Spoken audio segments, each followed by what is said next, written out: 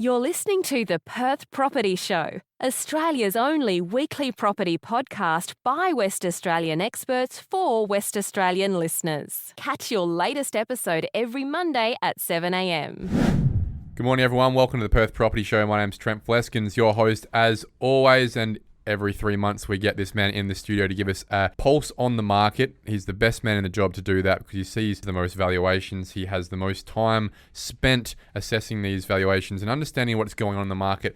And he loves coming in here and we love having him. It's Brendon Ptolomey, Managing Director of Heron Todd White. How you going, mate? I'm great, Trent. Thanks again for having me in. And you're right, I love coming to have a chat. Thank you. Mate, you know thousands of people actually just hang out for this episode specifically whenever you're on. Do you know that? No, I don't know that. You Well, now don't you give me do. the metrics. So no, that's really good. I mean, my angle here would be that we're helping people out, providing knowledge so that they can make good property decisions. So hopefully it helps everyone out. Yeah. Well, I guess when you're thinking about analysing the Perth market, it's the least niched. We're not talking specifically about Armidale or Willagee or Morley or Joondalup. This is a broad conversation about the temperature on the ground, where the price points are at, and where the opportunities are at. You can't get that from a suburb update, specifically when you're thinking broadly investing in WA. This is the episode today where whether you're a WA investor, WA owner-occupier looking to buy, or an East Coast investor, this is that episode that people look out for every 3 months to just understand what's happening right now. Is it still a good time to get in? Or is the arm's length valuer, who very much is as unbiased as can be, calling it time? Trent, one thing that we've been calling out in this market is to essentially ignore those average stats. So Perth has leapt out in terms of some of the stats recently, but essentially the market is moving so quickly at the moment that those stats become irrelevant over a really fast period of time. So in a sector of the market, we're in a boom at this point in time. And so when you look from a distance and the statistics are saying that the median house price has gone up by 10% or it's gone up by 1% in a month, they've become really irrelevant, in particular in what we're probably calling the impact zone. And that would be a value range between about $400,000 and $800,000 is absolutely booming, maybe out of control at this point in time, and those stats become less relevant in this marketplace. So you call it the impact zone. I would call it the affordability zone. Yep. The market when all of them can afford really this price point, or the majority of people.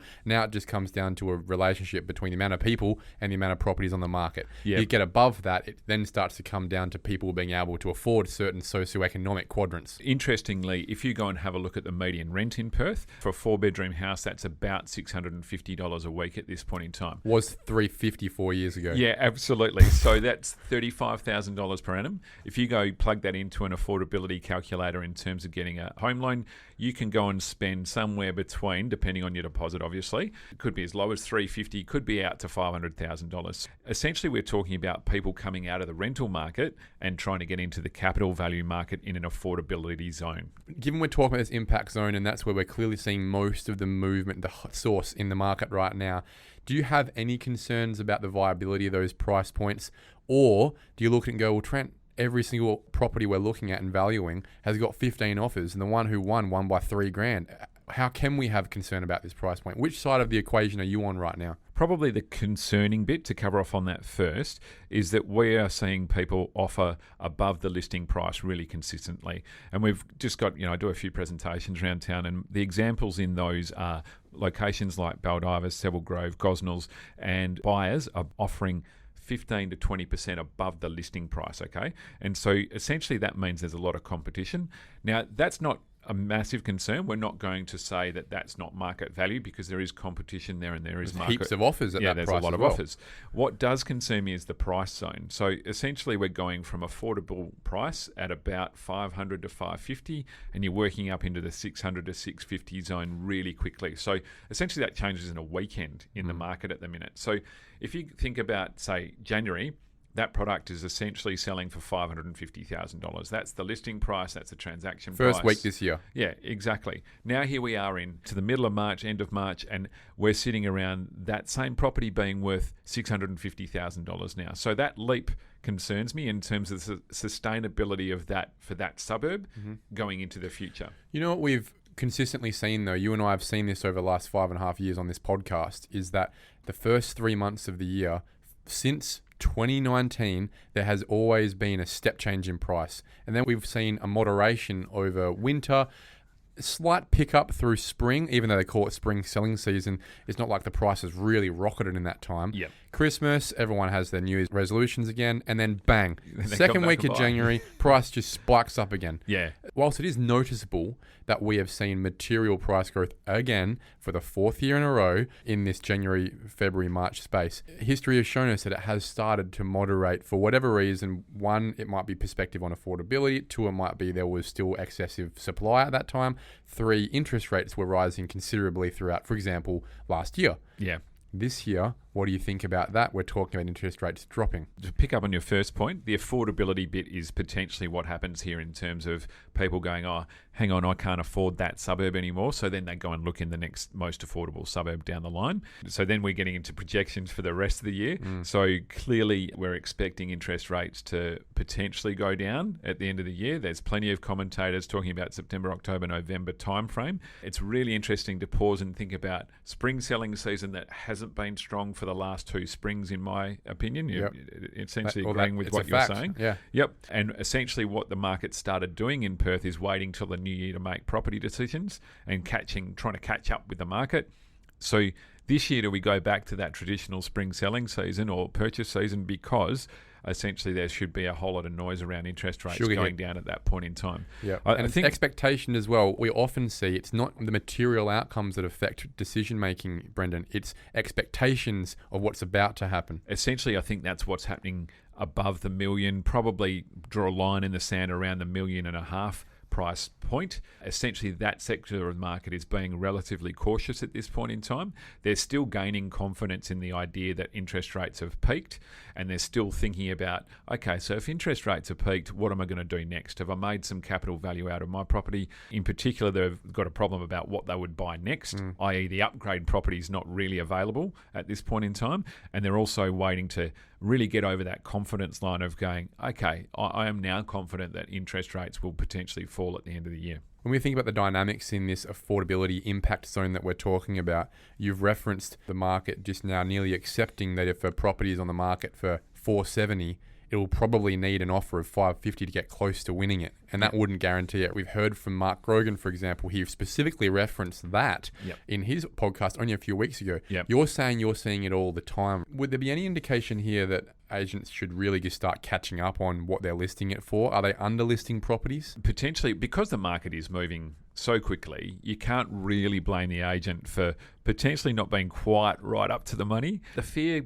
comes in for the agent there too. They don't want to be the first agent that lists at that higher number and then misses out.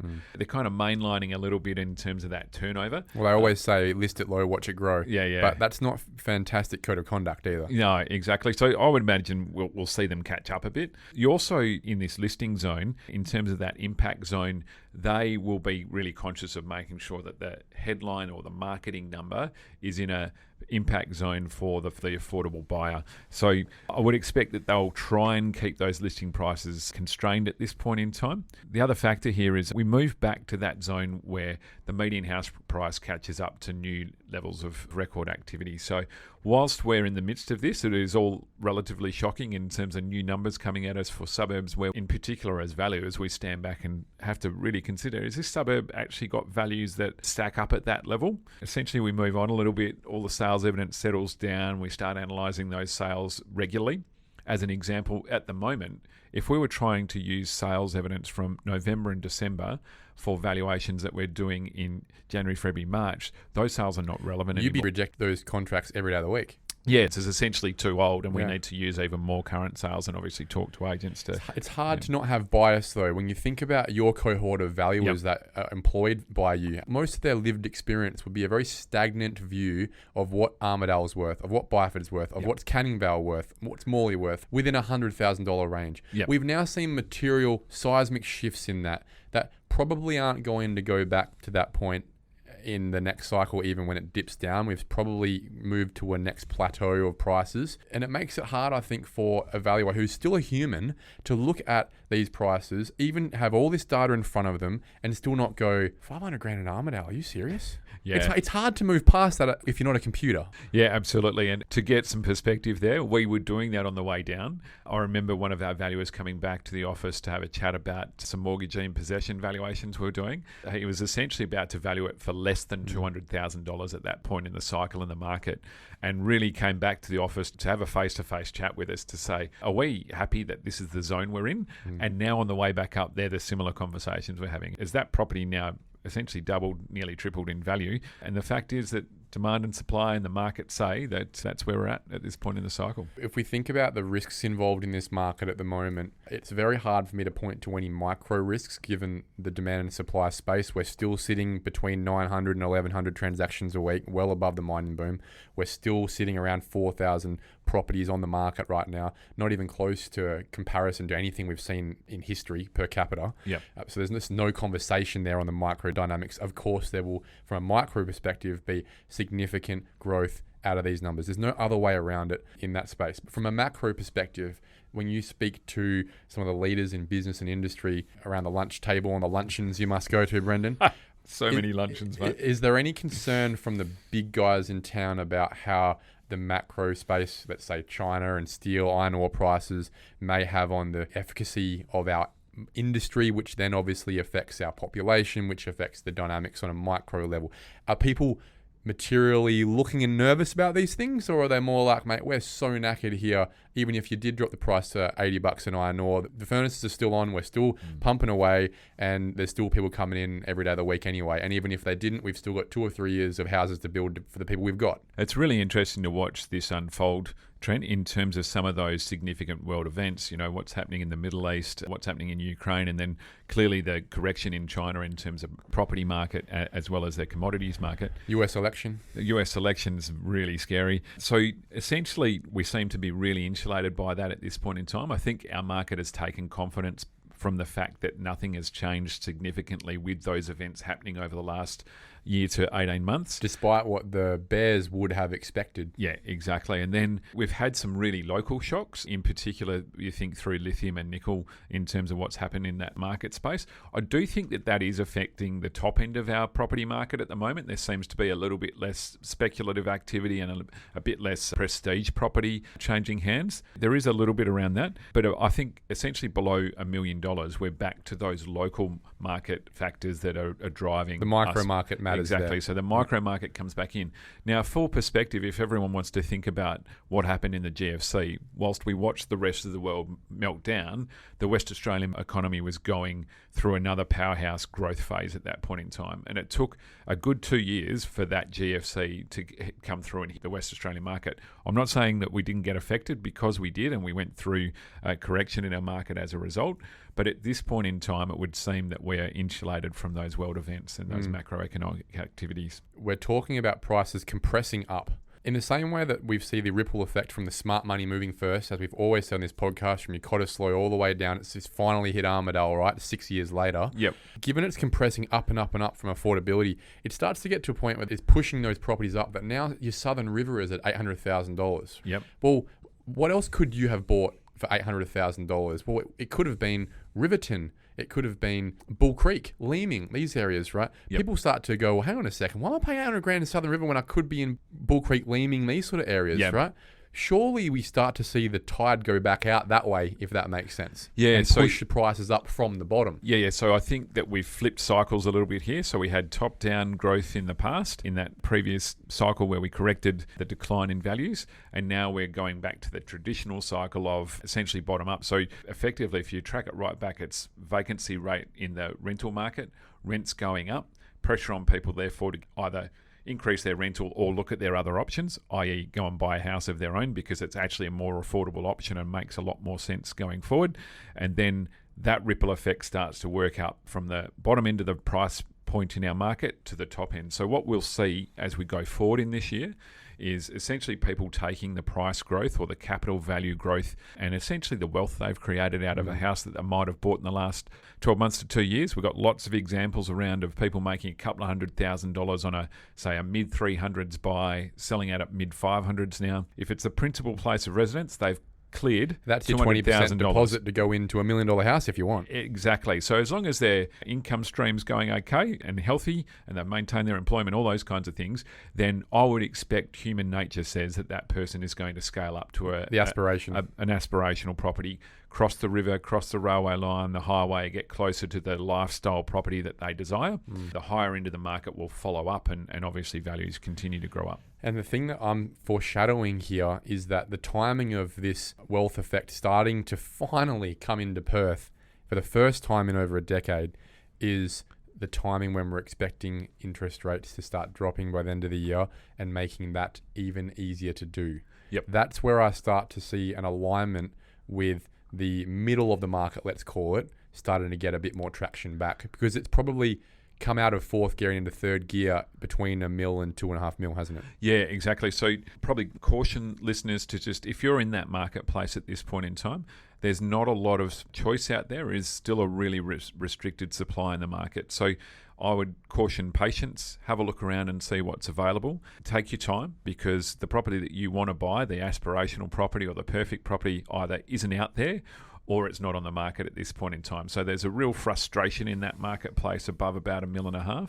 Be cautious that you don't go bumble into something and pay too much for it at this point in time, because you're listening to us talk about the impact zone and you think that, okay, the market's going crazy, the stats say that the median house price is going up, I better go and buy something. Just stop for a second, smell the roses and just check out whether there is competition for the property that you're looking to buy. On the flip side of that is you might need to make things happen. So if you want to upgrade it in this market, you would need to go and talk to your local agent, I would say. I'm thinking about selling my house because I want to get into that suburb over there. That agent is going to do everything they can to try and help you out because they want your listing. They need the listing. And so things will happen in the background. Just let people know what you would like to do. Obviously, we'd like to maintain some confidentiality, but it's really difficult to upgrade and churn in this market, and so you'll need to talk to people. You would agree then, you're on the same train with me, that whilst we're in the middle of the boom zone right now, below $1 million, $1.5 million, we're probably at 7 o'clock in the middle of the market, and that we're probably going to expect that run on the middle of the market to probably start up again by the end of the year, based on the wealth effect and probably dropping interest rates. Would you be on the same page with me on that? Yeah. So you'd buy now, wouldn't you, if you could try and get into these markets? Yeah, absolutely you would. The problem is the availability. So that's why we're not seeing that the price growth, because there's not the product available for people to go to choose from. So the only caution, I would keep that same caution through into the spring selling season. If we don't get listings in that upgrade buyer market or the $1.5 million plus market, then we potentially just don't see growth, because there's a stagnation in the market. So we don't get the churn, and essentially the market stays stagnated. I would expect that somewhere along the line here, as money gets cheaper, people will start to look at those options and they say, well, let's see what I can do next. One of the quirky ideas here is that because we haven't been building a lot of new product over the last couple of years and it became really expensive to build, maybe those upgrade options aren't as good as they could have been. And then one more factor that you and I have talked about over a long period of time is apartment market and those apartments finishing. So just as a case example, let's think about the Grove in the border of Peppermint Grove and Claremont. They're being finished Blackburn product. So as that finishes in the next month or two, and then over that month or two after that, those people start moving in. If they're owner-occupiers, what are they selling? You might know off the top of your head, Trent, is there 250 odd apartments in that building? I know some of them will be investment. 200 to 300, something like that. Yeah. So it's that's a lot of property and a lot of people. Some of them will obviously be investment product. But if you say that 150 of those are owner-occupiers, suddenly there's going to be 150 houses through the western suburbs and that general catchment area come to the market in the next 6 months or so. So there's increased supply. And normally when you see increased supply, steady demand, a softening. Yep. But are you saying, well, we're finally going to see some data here as to where the market's going? Yeah, exactly. And they're not all going to come on at exactly the same time. No, exactly. So obviously everyone has a different circumstances. People will rent out the property. They might give it to their kids, something. And the quality of that product might be everything from land value through to luxury homes. So it'll be interesting to see how that pans out. We've seen this happen in little microcosms of the market in the past, and essentially each individual make their decision about when to sell at different points in time. Having covered that increase in value in the impact zone, the affordability zone we're talking about here, we're now starting to recognise a bit more parity occurring between the established market, finally, and the house and land aggregate cost. Yeah. For 2 or 3 years there, the established market, let's say for the house in Southern River, was 600 grand, but to buy a piece of land and build a new property was 750. Yep. So not many people are making that decision. Yeah. We're starting to see a lot more data, especially coming out in the paper and coming out of CoreLogic, REWA, that a lot more blocks of land are starting to sell now. Yeah, what are absolutely. you seeing? Yeah, so there's a couple of things going on here. Essentially, land values selling and therefore going up. Someone mentioned to me the other day that Baldivis land value is going up for the first time in 7 or 8 years or so. There's been a massive oversupply of land through that really big suburb over a long period of time. So price increases have been very minimal. That indicates to me that if values are going up or prices are increasing in there and the value is sustained, that we're on an upward cycle in the construction market. Something that we need to be cautious of is that we still have a restricted supply of new homes. So essentially, all new home builders can only sell a certain amount of dwellings each month. So they're being restricted by their bosses. Yeah. So they have literally the owners of these building companies are saying no more. Yeah, and so they're trying to protect their brand name and, in fact, essentially they don't want their to be in the production same line. spot as 4 years ago. Exactly. Yeah. So they've seen how pear-shaped it can go when you oversell at the front door and trying to get the production line going out the back door and the capacity to try and build. They're really conscious of the fact that we just do not have enough trades in Perth, in particular Perth Metro, and then obviously out into the regions as well, to construct the demand that's coming through the front door. So we need to remember that as we talk this through, i.e. that there's a slight restriction on the number of houses that can be built. Not slight, it's quite rigorous restriction. There is land available, but developers aren't pushing it out of the ground as fast as possible. We're not in a boom situation there where they're going to create supply, hand over fist, and pump it into the marketplace. They're creating a certain amount of supply at the right price, at the right time, and they're selling it into the marketplace. You know what I'm also seeing from that perspective? It might seem like land developers are holding supply of land back to meet certain price points and restrict supply. What I'm actually seeing on the ground is the big guys. They want to move, but they're held up because a sewer has not been approved, or dewatering costs, pushing a sewer 2 kilometres through the suburb to be able to service these blocks. The civil contractors who are the ones actually going out there with a front end loader and a bobcat can't get to site. I'll be there in 6 months. So they're ready, sitting there on land, paying massive interest costs, want to be able to get these blocks to market and sell them, cash out, make some money. They can't, because they're being held up by the industry as well. It's not only the builders that are restricting supply of house and land, it's the civil contractors and the government workers who are putting the services in who are restricting the land developers from providing the land. I know you've talked about it in the past, but the Western Power situation in terms of connecting to individual dwellings to power is a massive issue in some suburbs. And again, we just get back to the capacity of workers. Doesn't matter where they work, whether in the water system or the power system. If you can't supply the infrastructure, then you can't supply the land. We just don't have enough tradies to supply the amount of houses we need, houses or apartments we need at the price we need as well, for the market of people we've got. Somehow we've imported way too many IT professionals and accountants and people who are just useless with a hammer. It seems like that's the fact, right? Yeah.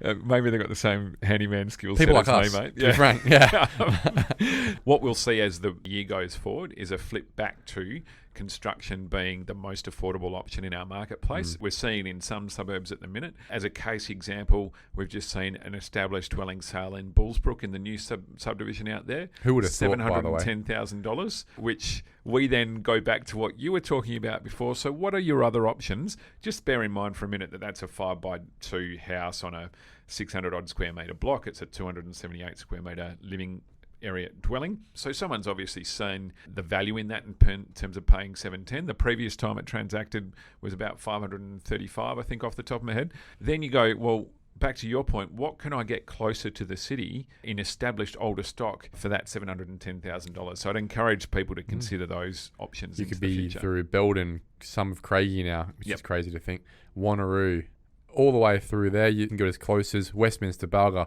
Nollamara, Greenwood, Girraween, Kundula, Mirrabooka, Morley, Beachborough. There's a lot of suburbs there where you can have a big 1980s 4x1, possibly 4x2 home for less than $700,000 still. And then the other thing I'd argue is that if you go to that same subdivision in Bullsbrook, you potentially can still buy the block of land and get a construction contract that would be similar numbers to that or less, and then you get to choose all the finishes. Clearly you have to wait, But the scenario there is that should be relatively same price or cheaper than buying that established dwelling.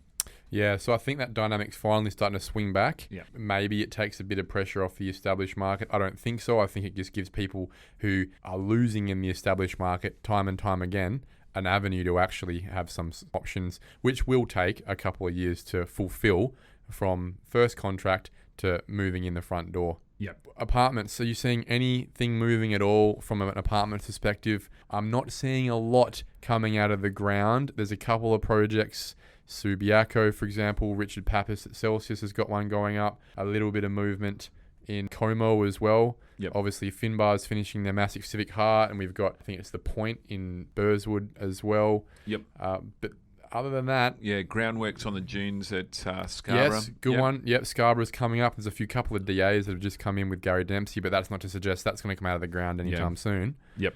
What are we seeing? In terms of that new stock and trying to buy off the plan, I think that's still really difficult. The feasibility in terms of construction costs on any apartment complex at this point in time is still very difficult to work.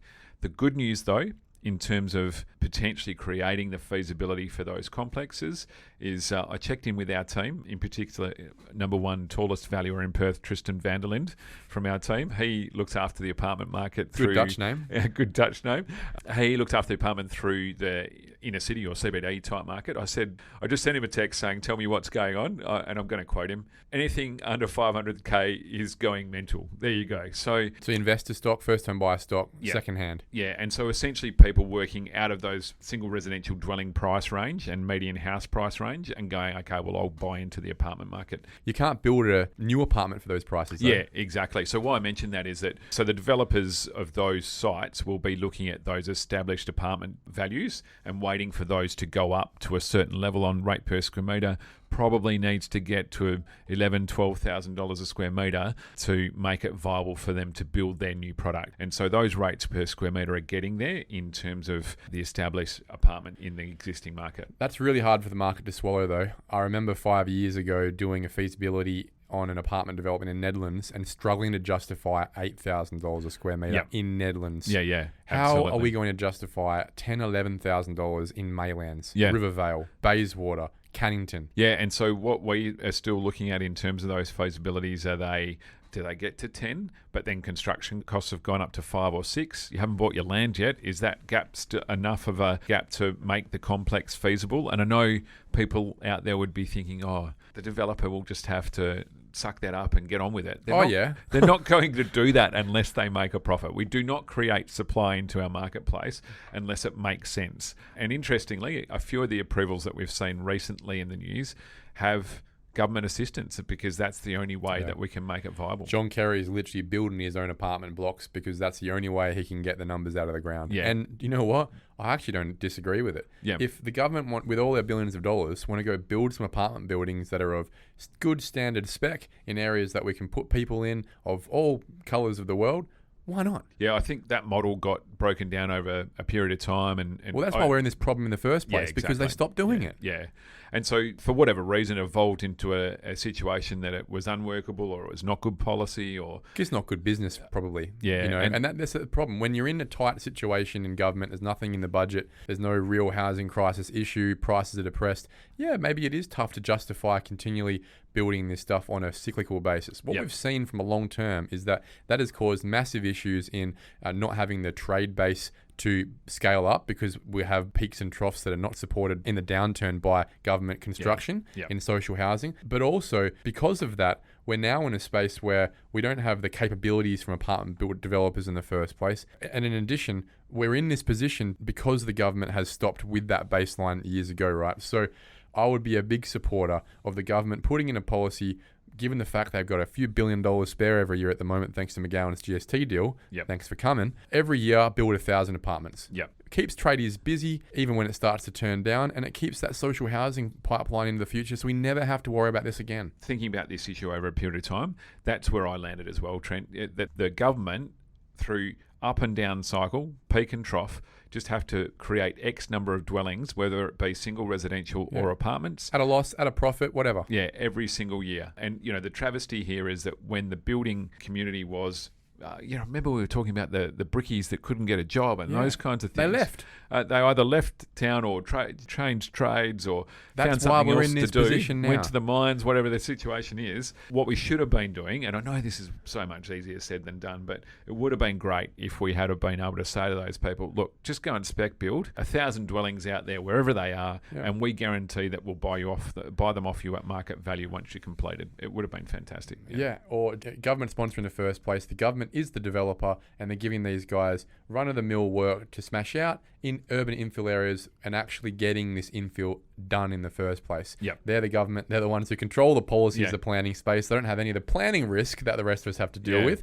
They can create the planning space and then go and get these apartment builds done. And don't do them a Brownlee Towers like they were 50 years ago. Do them in a way where everyone benefits and everyone wants to live there. Yeah, and that becomes that debate around design and planning and where you put them and that kind of stuff. That's really difficult, but I would have thought that we were at a stage in our marketplace and the maturity of our city that we can start to solve those issues. Trent, the other thing that could happen here is that because of the median density codes and the change to planning laws around granny flats is that we have some other opportunities to create supply into our marketplace. So just encouraging listeners to think about what they could do next. If you think about the spare land in the backyard, there might be an opportunity for a family to essentially create a first home opportunity. So that could be a granny flat type situation in the backyard. Listeners have got to remember that that's not a super cheap option. So a 1-bedroom or 2-bedroom granny flat constructed correctly in the backyard could still cost $250,000. But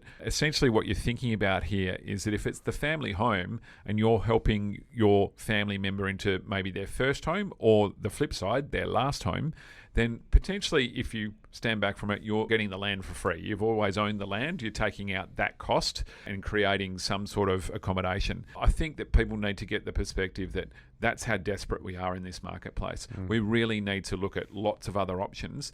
If you think through the idea that if we had have created this 5 years ago, independent living options in the backyards of all of the spare land around Perth, then potentially we have a huge supply of extra bedrooms that then solves the rental crisis and the capital value pressure that we've got at this point in time. It opens a brand new subsector of our construction market as well. It would mainly probably, I would think, be all steel fabrication, prefab stuff. And there are green shoots in this market. There's a few companies trying to sell their wares in this space, but not really convincing the market. I feel like this will probably be the watershed moment where a brand new industry of prefab home builders starts to come out in this tiny home space, granny flat space, because we're just making it that much easier to fulfill. And I agree with you. There's absolutely nothing wrong with the idea of housing your grandparents or the parents in the backyard. You can keep the trees in the backyard. Great way to do it without subdividing and dropping the trees. And also you can stay connected to them. It gives you that variety of housing typology that we sorely lack in WA. Yeah, and so when you look at people are making decisions about where they're going to live and their location ideas and those kinds of things, a lot of it's got to do with family. When you look overseas as well, in particular through Europe, they have multi-generational living through similar dwellings, and in particular in mainland Europe. This is that similar idea of saying, okay, well, if you want to stay close to the parents, maybe in some cases a little bit too close, but then we get back to affordability and go, okay, if we create this space, this gets us a leg up in terms of creating somewhere for people to live. Maybe we can save a bit of rent or something over a period of time. We're still creating some sort of value amongst the family unit, and that might help us get further into the property market and maintain our wealth creation into the future. There's zero downsides to this. I'm interested to see how well it's picked up by the market. I don't think the market has a real understanding of this has even come out. So it'll have to be pushed by people who are going to make a buck out of this. There needs to be an industry being built out of these prefab granny flat homes saying, guys, guess what? You should all know, just like the solar panel people, this is now happening. You can do this and there's no problem. It's going to be a lot easier than it used to be. That's how it's going to come out to the market. Absolutely. And so everyone needs to remember that this isn't a price point. The sell is not that it's cheap. It's not. It's still going to cost a fair amount of money to get this done correctly. Speed here is probably the idea. So you could potentially have a semi-prefab or a prefab product put in the backyard within 6 months to 12 months, as opposed to waiting for 12 to 18 months for a single residential dwelling in an outer suburb. Awesome chat, Brendo. Let's summarise this one over a couple of minutes Yep. in terms of our views on how things are going to go for the rest of the year and the factors impacting why. Let's just start on the basics. Supply and demand. Supply is still really restricted. Demand is still through the roof. Historically, both sides historically critical. Yeah, exactly. And so when we go to the single residential dwelling numbers in terms of what's available for you to go shopping tomorrow, 2,000 houses on the market. I keep using this scenario in my presentations. If that was Woolworths or Coles and you walked in the door and there was less than a third the stock that usually is on the shelves, the world would be going crazy out there. And that's what's in the market there in terms of single residential dwellings at this point in time. So that doesn't get fixed overnight. We're not creating a whole lot of supply that creates 6,000 houses. Let's be frank, it doesn't get fixed this year. Yep. It doesn't get fixed next year. No. We don't have a crystal ball after that, but we know that problem is not fixed in 2024 or 2025. Yep. And from an apartment space, which is still a massive gap, it's not fixed in 26 Yep. or 27. Yeah, absolutely. So we go back to that feasibility discussion. So supply remains restricted. Demand remains high. The only thing that I can see that might change there is just that population growth. But I'm super confident that we will continue to have population pressure on WA economy going forward because we've created jobs here. That leads to that next situation or next factor that we would look at, and that would be unemployment. So one of the lead indicators of what we would look at as to whether the market's going to change into the near future is if unemployment dramatically starts edging upwards in Perth. We're really confident that it will stay low into the future at this point in time. Okay, let's think about the price point now pushing the investor mix in and out of the market, right? So investors are here, especially the ones from the East Coast who are the early entrants into the WA investor market because they love the yield. I asked this question to Shane Bowen. I said, is there a price where people start not seeing value? He said, mate, the rental market in Gosnells is going to keep running. It's going to keep going up. The yield is still far higher than anything in the East Coast, right? That's Gosnells. Across the board in WA, though, you'd expect that at some point in time, as Perth's market continues to grow relative to the rest of the country, the perception of value and it being cheap to those people from Melbourne and Sydney and Queensland starts to ebb away a little bit. Do we see a retraction of East Coast investors? And as an extension of that, given the wealth effect that's now starting to be created in WA and the confidence and a bit of FOMO, do we have enough WA investors to fill that space? It's interesting to watch the participation of buyer agents in this upward cycle.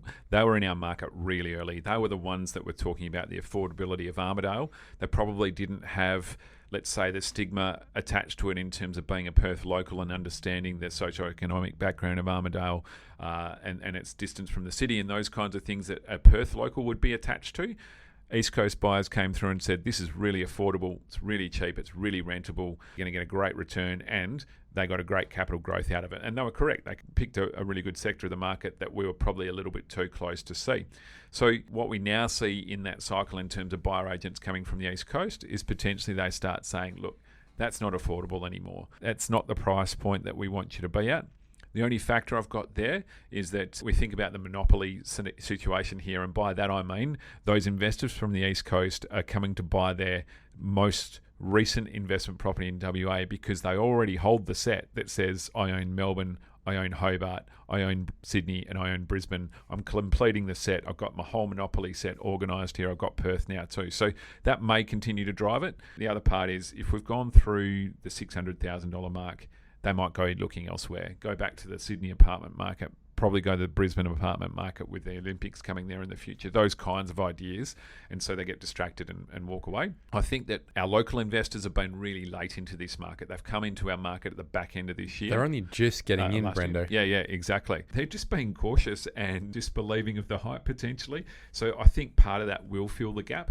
The other part that would fill the gap if East Coast investors walked away at this point in time is just owner-occupiers coming out of their rentals that are really expensive and into their principal place of residence. So we're not really concerned about the buyer pool materially dropping throughout the year as the prices continue to rise. I'm confident that we'll continue to have that pressure on the supply as we go forward this year.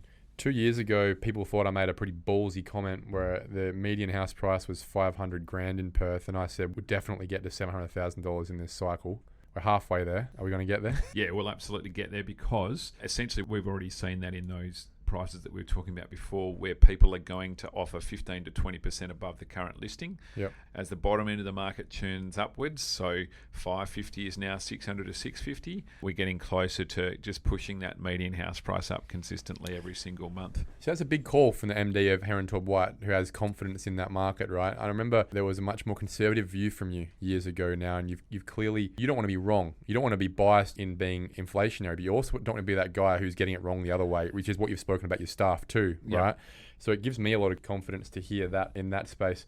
I would suggest that this is the mindset that people need to recognize now in WA, because people have learned this lesson a long time ago on the East Coast and brought that here and made a bit of money already. Yep. Okay, some good money off of our property. The people who are winning the most at the moment are people who are holding property that they've had for years. Yep.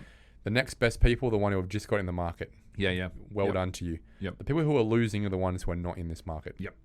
You are falling behind. Yeah, so you just need to be really wary when you're out looking at property that you've got to be prepared to follow the market upwards, because it's going upwards. Don't stand out and think that it's going to collapse this year or next year. It's not going to collapse. Brendon Ptolomey, Managing Director at Herenthob White.